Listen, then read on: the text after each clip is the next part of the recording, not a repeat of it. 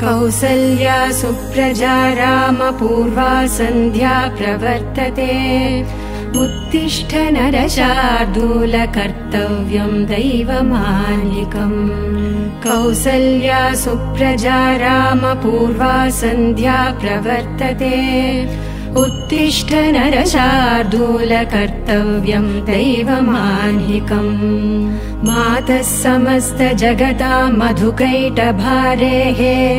वक्षो विहारिणि मनोहर दिव्यमूर्ते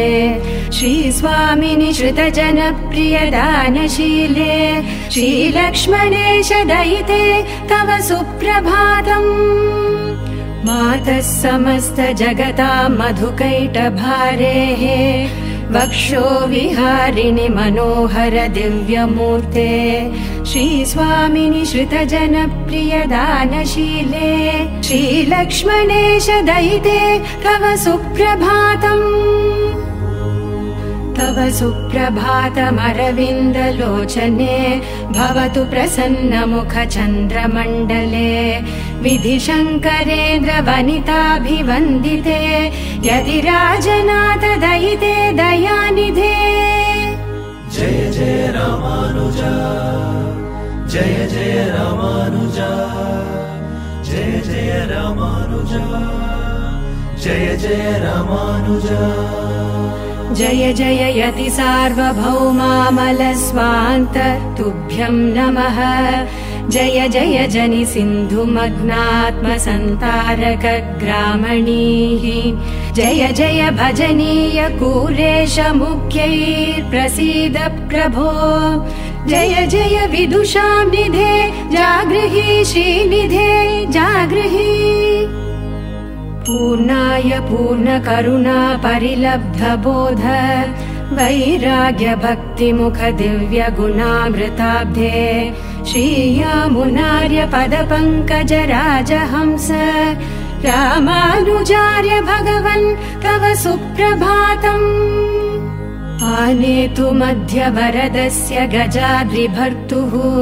पानीयमच्चमतिशीतमगाधकूपात् द्वान्तं निरस्तमरुणस्य करैः समन्तात् रामानुजार्य भगवन् तव सुप्रभातम् श्रीरङ्गराजपदपङ्कजयोरशेष कैङ्कर्यमाकलयितुं सकुतूहलस्त्वम् उत्तिष्ठ नित्यविधिमप्यखिलं च कर्तुम् रामानुजार्य भगवन् तव सुप्रभातम् जय जय रामानुजा जय जय रामानुजा जय जय रामानुजा जय जय रामानुजा त्वां वीक्षितुं समुपयाति वृषाचलेन्द्रः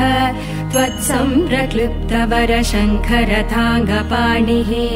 संयोजिता मुरसिमां भवतैव बिभ्रत् रामानुजार्य भगवन् तव सुप्रभातम् श्रीमत्कुरङ्ग परिपूर्ण विभुस्त्वदुक्तम् श्रीभाष्यशास्त्रममलं त्वयि भक्तियुक्तः श्रोतुं समिच्छति यतीन्द्रसितोर्ध्वपुण्ड्रः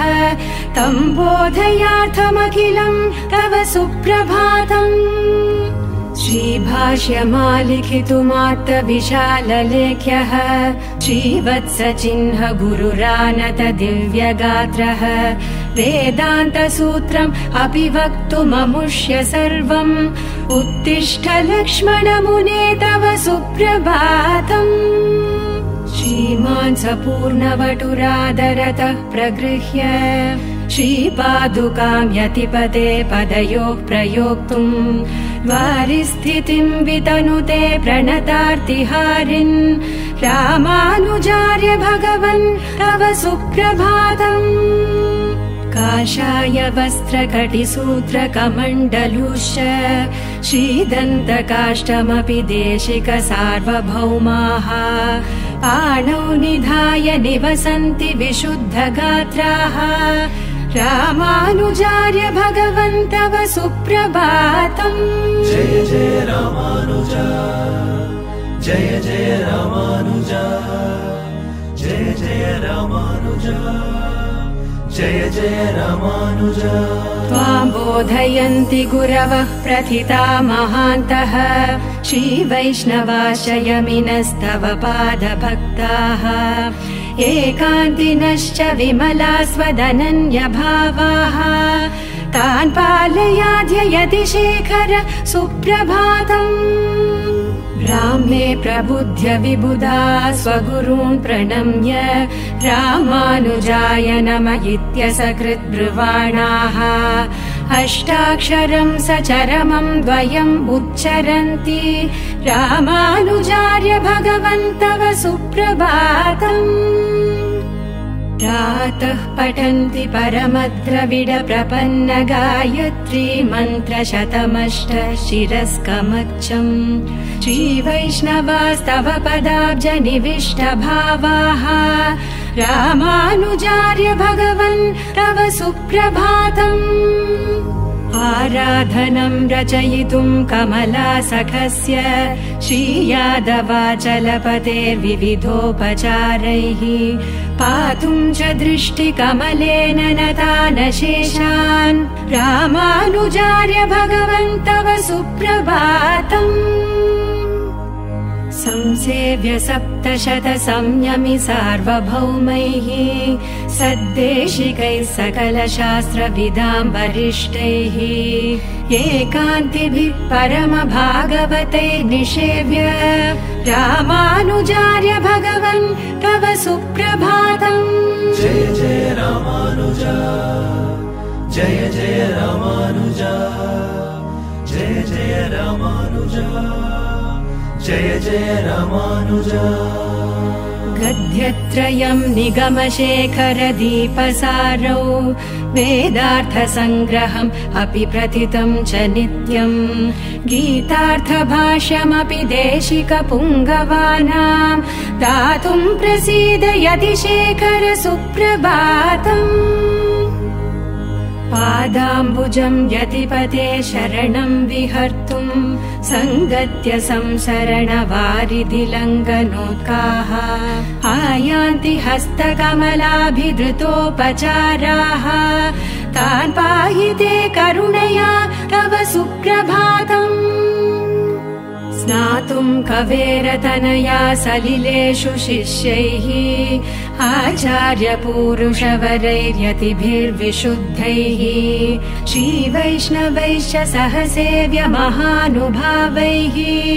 रामानुजार्य भगवन्तव सुप्रभातम् रामानुजार्य रमणीय गुणाभिराम रागादिदूरग गुरो गुरु सार्वभौम सत्त्वप्रधान शरणागत वत्सलत्व त्वत्पादाब्जयोरिह परत्र च किङ्करस्याम् जय जय रामानुजा जय जय रामानुजा जय जय रामानुजा जय जय रामानुजा